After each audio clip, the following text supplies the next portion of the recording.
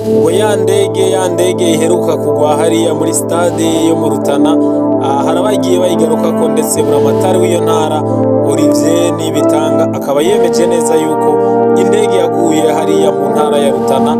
Ahamagawe rero na kimwe mu binyamakuru bikorera hano mu Burundi, uwo mu buramatari akaba yemeje yuko iyo ndege neza na neza yaguye ku kibuga cyo mu ntara ya Rutana. Neza na neza akavuga yuko yatumye yuko uwo muntu rero asanzwe yaraguruye iyi ndege atashimye yuko amenyekana. Buramatari akavuga yuko kandi ico ari igikorwa ciza uyu mugwizatunga yakoze, ndetse akamushimira akanamukeza.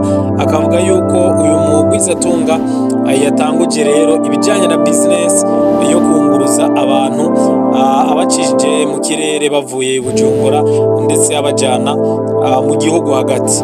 Ni mu gihe rero bavuga yuko uyu ariko arabitegura kugira ngo mu minsi iza bizotangure, ndetse akaba ari gishasha catanguye kugira ngo azotangure kunguruza abantu.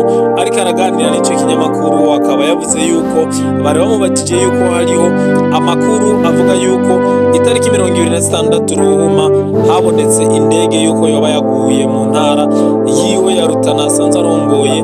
Bamubaza yuko ayo makuru yoba ariyo, buramatari rero akaba yayemeje neza ati nivyo indege yaraguye hano mu ntara ya Rutana kuri stade ya Rutana. Baramubaza naho nimba ivyo vyabaye canke ico gikorwa hari ico gisiguye ku buzima bwiwe. Nayo buramatari rero akaba yavuze yuko ari icerekana yuko ari we iterambere, kandi akavuga yuko mu gihe bariko biteragurira yuko baza barunguruza abantu babakuye mu gisagara ca Bujumbura babajana mu gihugu hagati. Akavuga yuko ico ari gikorwa gishasha ndetse kirimo innovation kandi ari igikorwa cyo gutera intege. Bakaba bamubajije kandi nimba iyi ndege yari irungitswe canke iyi ndege yari itwawe niyo mvukira yo ngaho muri iyo ntara. Akavuga mbega iyo ndege uwayigiyemo uwayizanye yoba ari nyeneyo, kugira ngo bamenye yuko hari umurundi yitungiye indege yiwe asanzwe nyene ari yafise yo gutemberamwo. Buramatari nawe akaba yishuye yuko ivyo atari vyo, ariko akavuga yuko ariko yitegurira kuyigura, akayigura nawe ku giti ciwe. Akavuga yuko kandi afise umugambi wo kugabanya gutakaza umwanya mu ngendo za hato na hato mu miduga, ariko akavuga yuko agomba kuzana iterambere kugira ngo ashikire intego Uburundi bwihaye y'igihugu kidakenye mu mwaka wa 2040 n'igihugu giteye imbere mu mwaka wa 2060.